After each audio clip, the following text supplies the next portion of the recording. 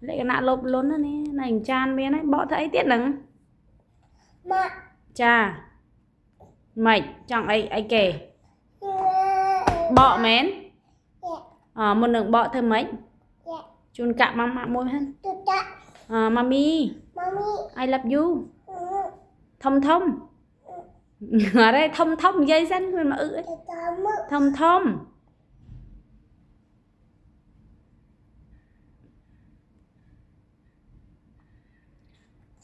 I love you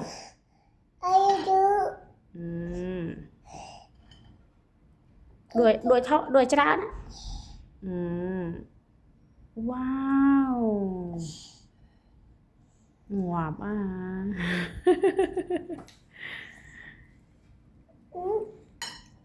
yummy cái sao nhắm bái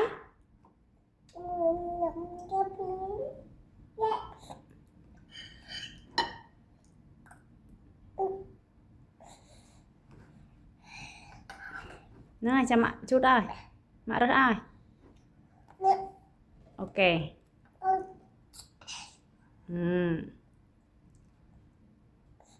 là ai ở hai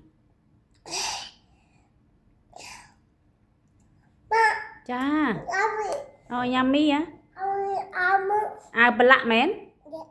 hơi chút mến ok đã tức mến nhắm tức